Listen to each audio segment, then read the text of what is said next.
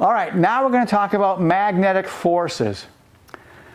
And we've already seen that magnetism, in some ways it's similar to electricity, but in some ways it's very, very different.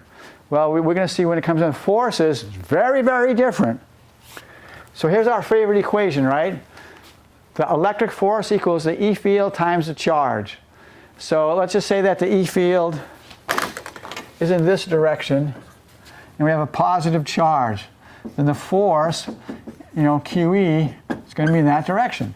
On the other hand, if we had a negative charge, the force is, which is QE, it's going to be that, right? Because if that's the E field direction, we have a minus, it's that direction.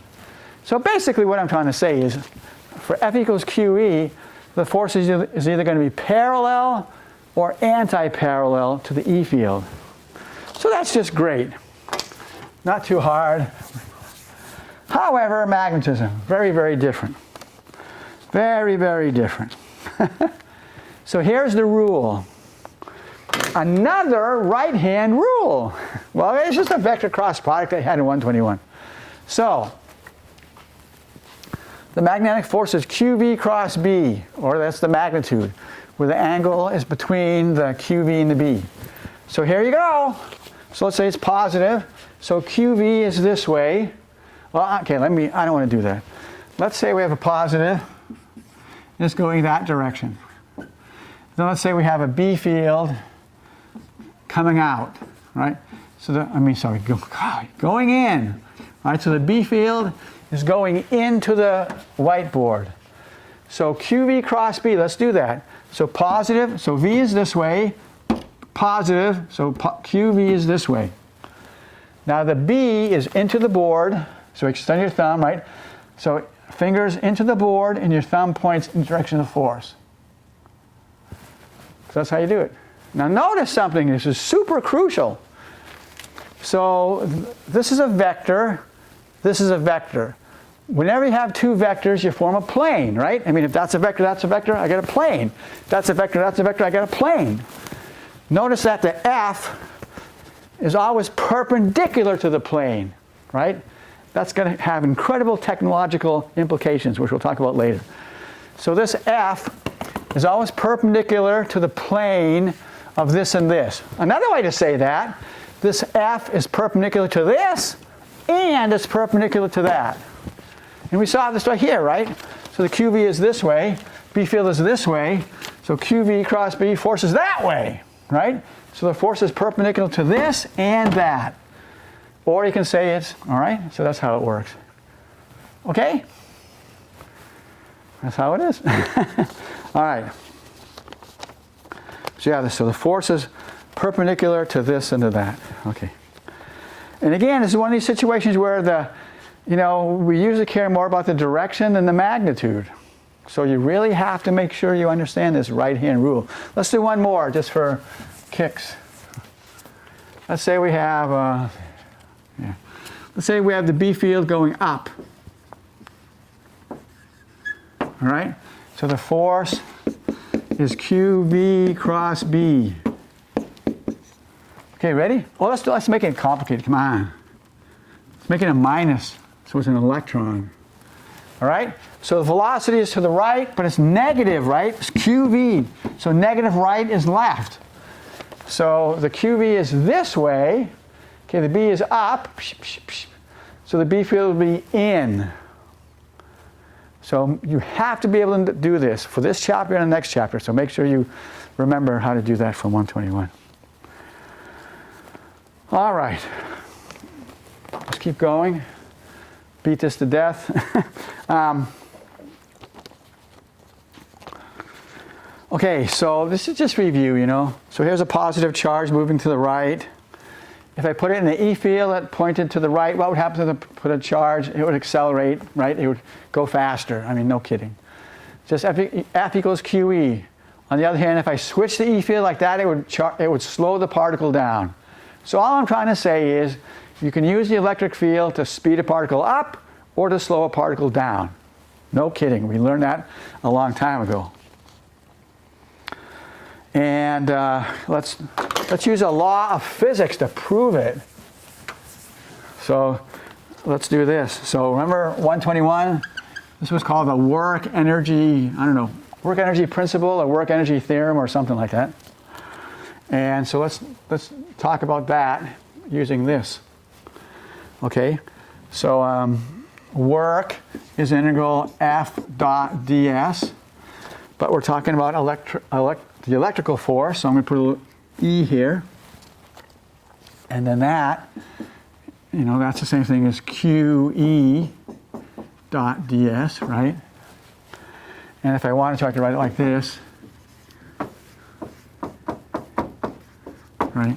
And so if I had this situation, the E field's to the right, the ds is to the right, so this is going to be positive. So if I have positive work, delta K is positive, so the thing goes faster. On the other hand, if I had this, then ds is to the right, the thing is moving to the right, but E is to the left, so angle is 180, cosine of 180 is -1, so this would be negative. So that means it would, so K final is smaller than K initial, it would slow down. So that's how we could prove it using what we learned in 121. Great! Now we're going to see how weird magnetism is. Okay, now look at, here it is, right? QB cross B, you know?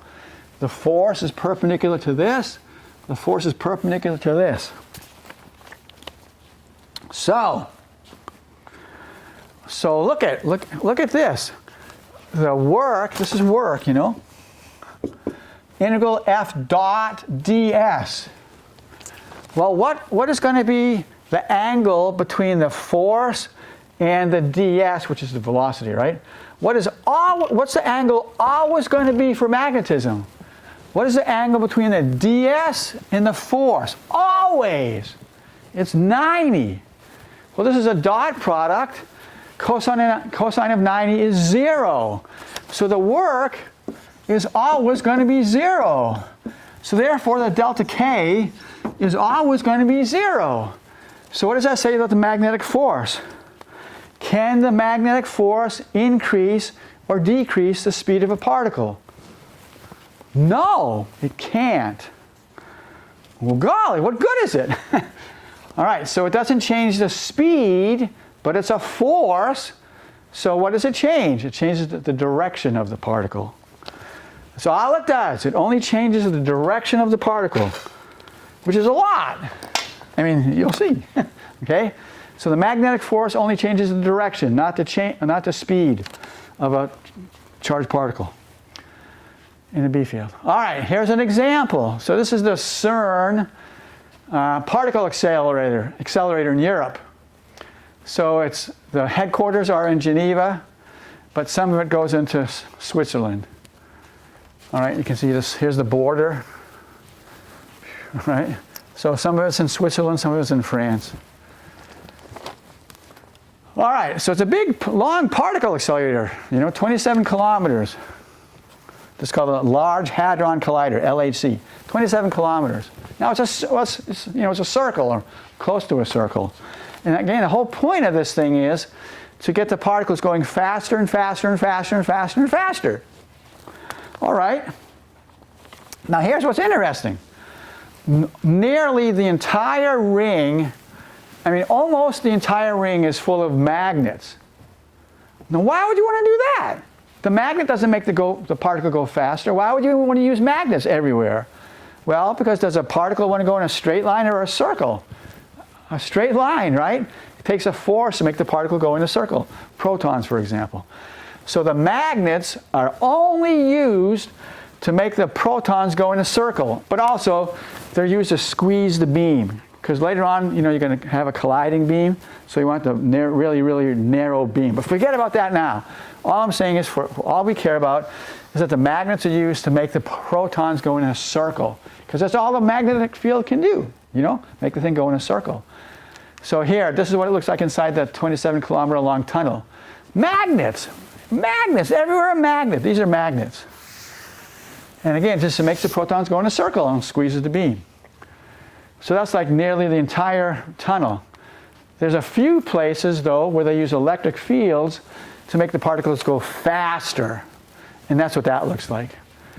But again, it's mostly magnets. Okay, there's actually 16. So in a 27-kilometer LHC ring, there are 16 of these things. That's all.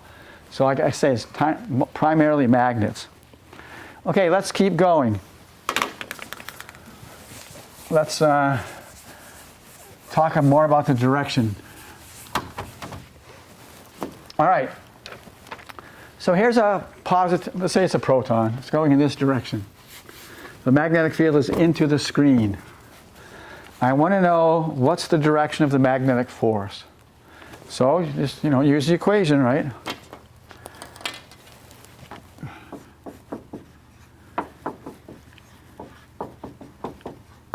Okay, so there you go.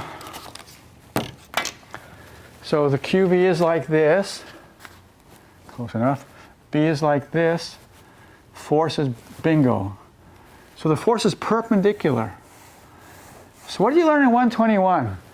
If the force is perpendicular to the velocity, what's the particle going to do? What kind of motion is it going to undergo? Circular motion. Okay, circular motion. All right, so what I'm saying is, this is a special situation, right? The velocity is perpendicular to the B field, right? Velocity this way, B field this way. 90 degrees between them. So if you have a situation where the velocity is perpendicular to the B field, the particle is going to go in a circle, like that. So this could have been a picture from 121, except for these magnetic field lines, right? Whenever you have the velocity perpendicular, force goes in a circle. Okay, so let's, oh yeah, this is a real photograph from our lab, all right? So in lab, we have, so this is enclosed in a glass bulb, and this is actually this is an electron gun, so it uses a potential difference to accelerate electrons, and then you use a magnet perpendicular to the velocity, right, to make the beam go in a circle. So there's a gas in there, and the electrons interact with the gas to make it, to have the color. So there you go. All right, so let's review a little Physics 121 just for fun. So whenever you have circular motion, you can write the radial force as mv squared over r.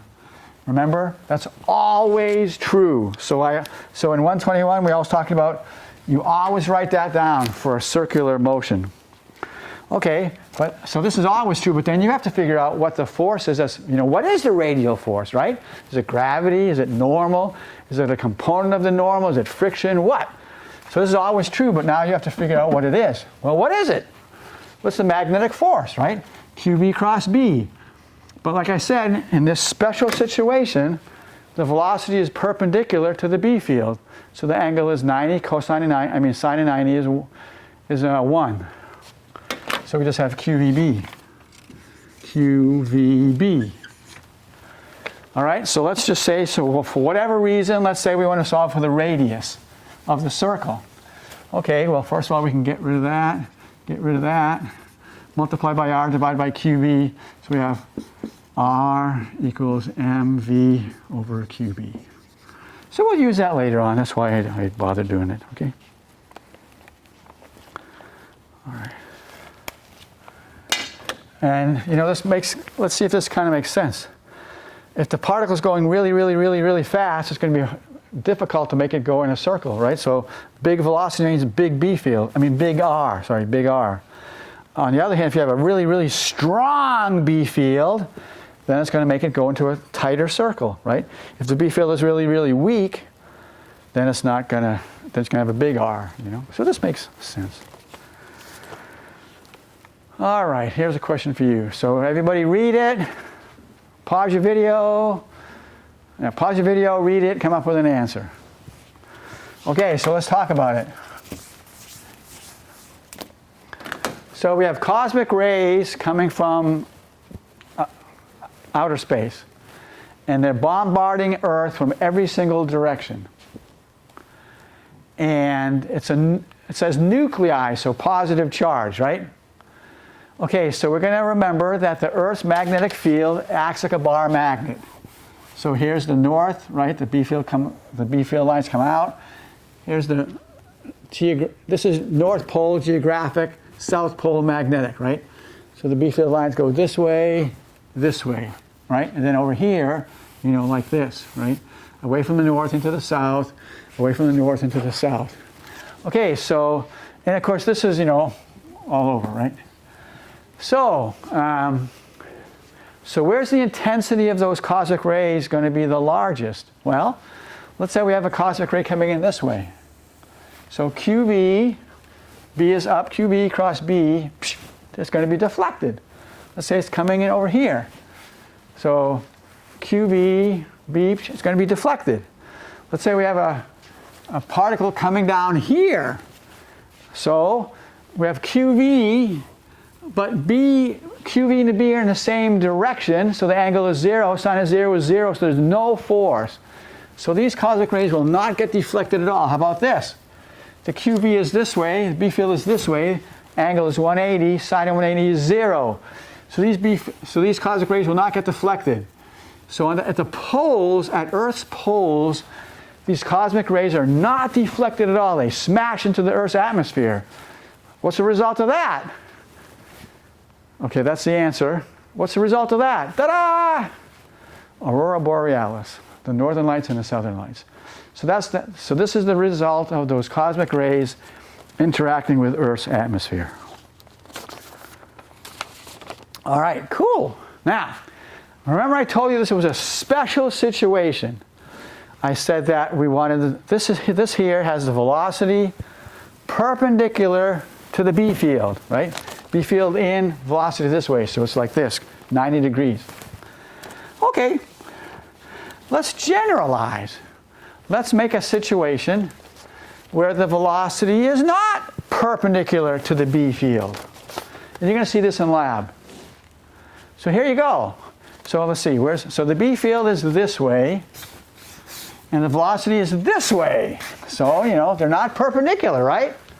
Well, what do you do to any vector whose direction you don't like? You resolve it into components. So let's do it. So let's resolve this vector into a piece that's perpendicular to this B field, and one of them that's parallel to this B field. Well, when you have a velocity that's perpendicular to the B field, you get circles. We just went over that. But in addition to that, we have a velocity that's parallel to the B field. So what's going to happen? We're going to have circles go like this. So what's that called? A helix, or a coil, whatever. All right, that's called a helix. So that's what it's going to look like. You're going to see this charged particle go in a helix. Now, this is not the greatest picture in the world, but what can I say? This is in our lab. So this is the lab that you're going to do pretty soon if you're taking lab. So here's when the B field is perpendicular to the velocity, we just get one circle. When the B field is not perpendicular to the velocity, we get this helix thing. So there you go. All right. Let's talk about wires. Wires. So here's a situation where I have a wire, no current. So this is just some external B field. I don't know what caused it. I don't care. It's just an external B field, and this is supposed to be like an arrowhead, so the B field is coming out at us. Okay? All right, so there's our formula. You know, there's our formula. Now, if I is 0, that means the velocity of the charged particles is 0. So what's going to be the force? 0. Okay, great. Wonderful.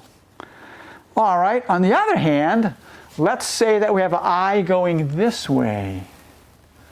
All right, well that means that the QV is this way.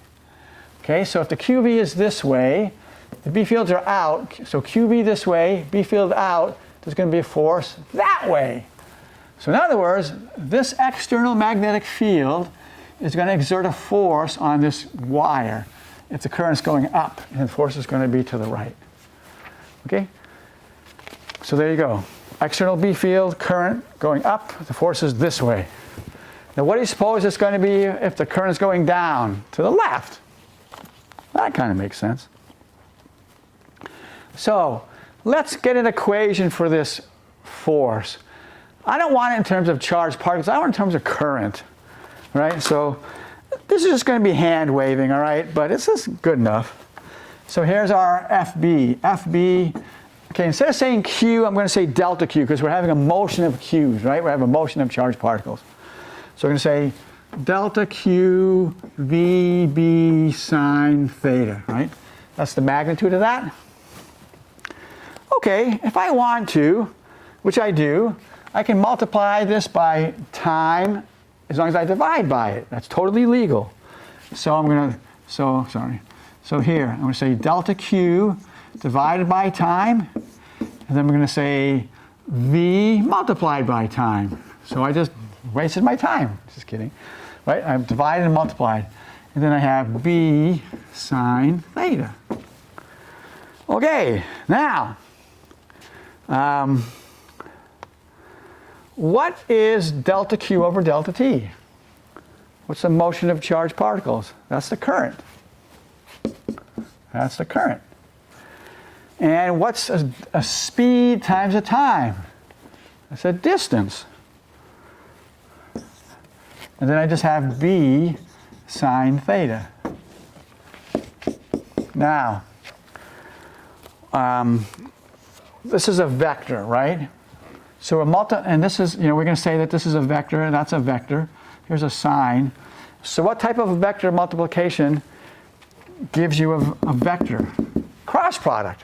So the better way to write this is FB vector equals IL vector cross B. So that's really, there it is, okay? So this is the analogous equation to this, all right?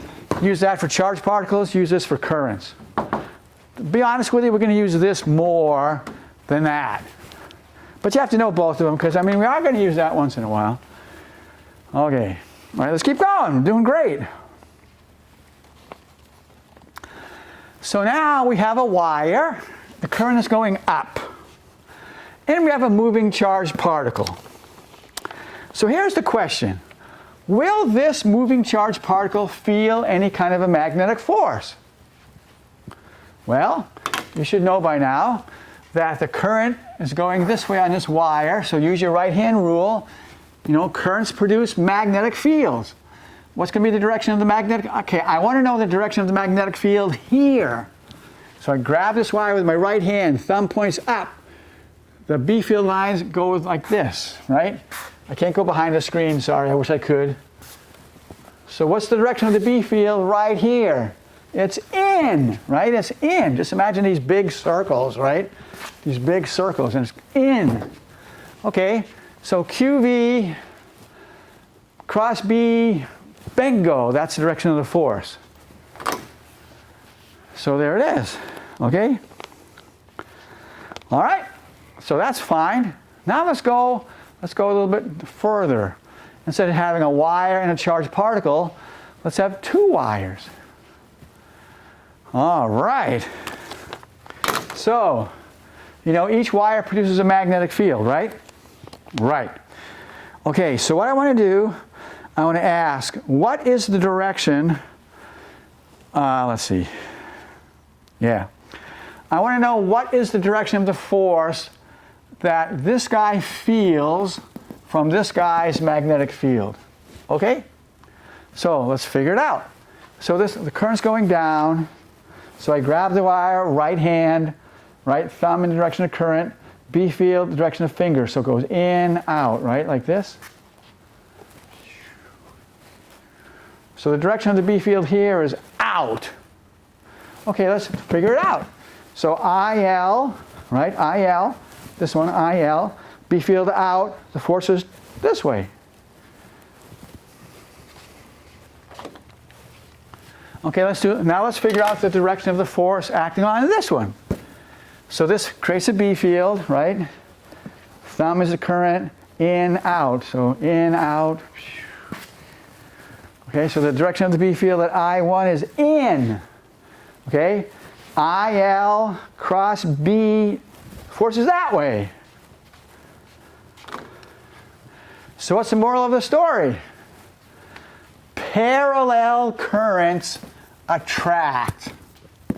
Yeah? Parallel currents attract. So what do you expect for anti-parallel currents? They repel. All right, so here's a really neat question that uses this. All right, so parallel currents attract, anti-parallel currents repel. So everybody pause your video, read this, and figure it out. Okay, let's talk about it. So here you have a complete, well, okay, so here you have a wire, switch, wire, coil, and then mercury, which is a super good conductor. All right, all right. Now, so if the switch is open, what's going to happen? Nothing, because you don't have a complete circuit. But now let's say you close the switch, okay? You close the switch. So as soon as you close it, there's going to be a current flow, right? So the light bulb is going to go on. But wait a second. It's not going to stay on, though, because what do you have here? You have parallel currents, right? You have parallel currents. Parallel currents attract. So what's this spring or a coil going to do? It's going to go like this, right? It's going to compress because every wire is pulling on every other wire. So that's going to pull this out of the mercury. So therefore, the light, so no more light because you don't have a complete circuit. But as soon as this gets pulled out of the mercury, there's no more current. So what's going to happen to the coil? It's going to relax again. And then this thing is going to fall into the mercury. So the light bulb is going to turn on. But then, you know, you have this thing that's going to compress again. So the light bulb is going to turn off. And it's just going to keep doing that. So there you go. So make sure you understand this. This is a really important one. Oh, God.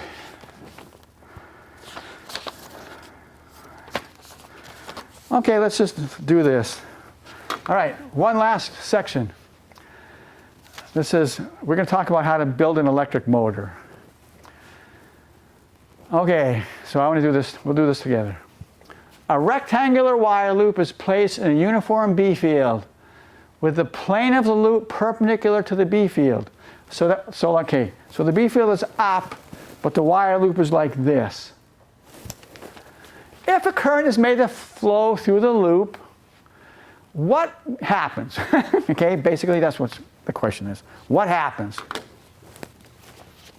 So let's do it together. So the B field is going up. And we're going to say the current's going counterclockwise according to me. So we're going to look at every single side of this rectangle. So for this one, so IL is this one, right? Then B is up, so the force is this direction. Okay, here, sorry, ILB forces this one. Here, ILB forces that direction. Here, ILB forces that direction. So basically, force, force, force, force. Now remember, it's IL cross B. So this force is going to be exactly same magnitude as this force, opposite direction. This force is going to be same magnitude as this one, opposite direction. So what's going to be the net force? 0. And also, is it going to spin at all? No, because all of these forces are in the same plane. Okay? So it's not going to, so nothing's going to happen. There's not going to be a force, there's not going to be a torque. Nothing's going to happen. On the other hand, okay, you do this one. So pause your video. This is the important one. So pause your video and figure it out. Okay, so I assume you figured it out. Let's talk about it. So here, you know, the IL and the B are parallel. Sine of 0 is 0, no force. Here they're anti-parallel. Sine of 180 is 0, no force. But let's do this. IL, B, so the force on this wire is this way. Let's do this one. IL, B, force is that way. So what I'm saying is, here the force comes out at us. Here the force goes away from us. So what is this thing going to do? If the force here is that way, force here is that way, what's this going to do? It's going to spin. So in other words, there's going to be a net torque. A net torque. Now, let's calculate this net torque. You'll see why. All right, let's calculate it.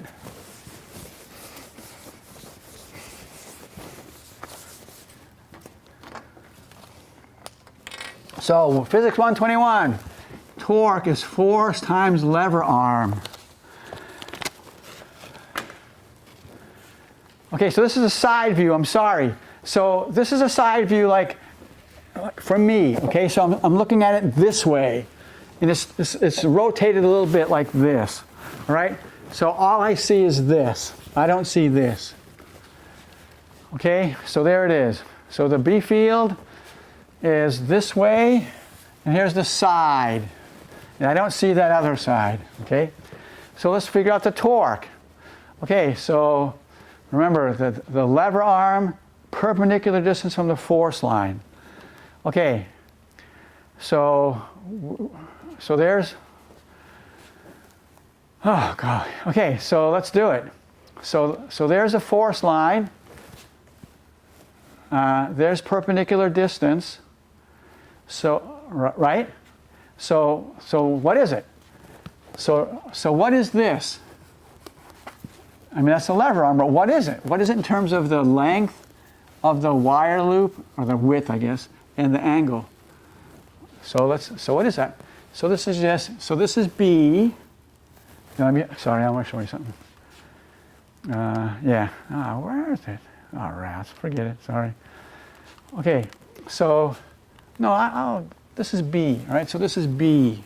This is L, which we don't care about right now, but this is B. So this here is B over 2, and this is the sine of theta. So the lever arm, all right, so the lever arm is B over 2 sine theta. All right, so let's do it. Okay, so remember there's a torque from the other picture this way and this way, so there's multiply by 2. Multiply by 2. And the force is a magnetic force, ILB. ILB. Then we have the lever arm, B over 2 sine theta.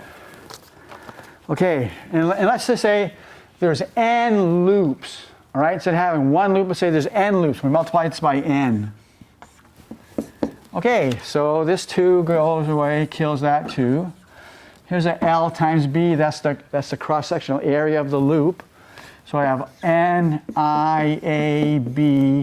sine theta. Okay, there you go. Okay, so that's it. All right, so, okay. If I wanted to, remember a little while ago, we said that the magnetic moment was NIA. So, here's a NIA, right? So I can say this is mu B sine theta, right? Okay, now come on, that's a vector, that's a vector, that's a vector. So I could write this the vector way. Torque equals mu B cross B, right? I could do that. And so forth. Okay, now, here's what's cool. Let me get back to this one. So remember, this one, the force is going to be this way on this wire. Here, the force is going to be that way. So this thing, this wire loop, is going to do this. Okay, so what if I attached a rod right here? Like a shaft or something. What would happen? What's going to happen to the rod? It's going to spin, right? It's going to spin. So what if I put a propeller on the rod, or a drill bit, or whatever? What have I just invented? I just invented an electric motor, right? So that's what an electric motor is. That's all it is. So here's another picture of it, a better picture of it. Okay, so those are electric motors. Yeah. Okay, so there's the shaft. Yeah. Here! This is what I want to show you. All right. So here's a magnet, right? North, south. Here's the magnetic field lines. Here's my rectangular piece of wire. Okay, there's going to be a torque. So there's going to be torques on this side and this side. It's going to make the thing spin. So I want to make, so that's a motor, right? It spins. So I just have to attach a shaft here, a rod, and I can do whatever I want to do. Like I said, drill bit, propeller, whatever. Now, I'm not getting into all the details, but basically this is an electric motor.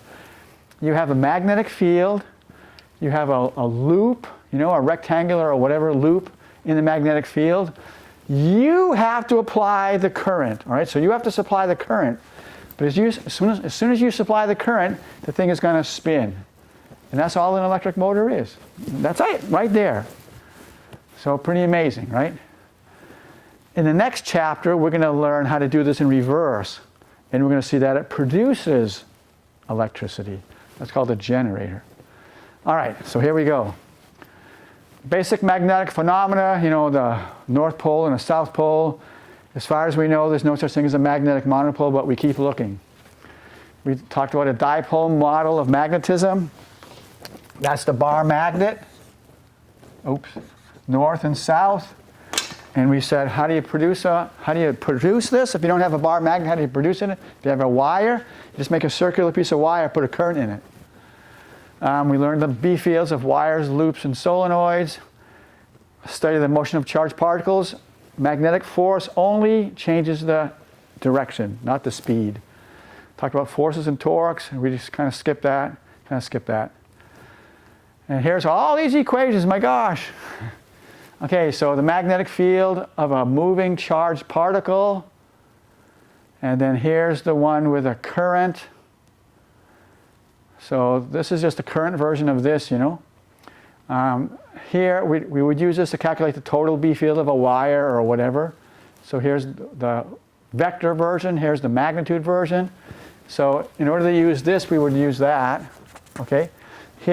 So this is one way of calculating a B field. Here's another way, the Ampere's law way, which we're going to talk about later on, don't worry. Okay, B field of a wire, solenoid, and again, look at the numerator, mu naught I. Look at the denominator, a length. Here's the force law for the particle. Here's the force law for the current. And then this is just a reminder from Physics 121, right? Magnetic force cannot do any work. It can't change the kinetic energy. And I just want to remind you, I've already said it 50 million times, you have to understand these. The direction is probably more important than the magnitude for the next chapter. And, and I want to remind you of this too. This is Ampere's rule, right? Ampere's law. So that's this one. So you choose a fake closed curve that surrounds the wires, however many wires you want. And this closed curve, it has to surround the area, a surface. So you can either use this surface or any surface you want. But Ampere's law works for either surface, for S1 and S2. And that's going to be super important in a week or so. Okay, capacitor, constant E field, solenoid, constant B field. Velocity perpendicular to B field, the particle goes in a circle with the magnetic force. And again, this 27-kilometer particle accelerator, mostly magnets. All the magnets do is make the particles go in a circle, or change the direction. Yeah, just change the direction. It's accelerating cavities that make it go faster. And then the whole business of an electric motor.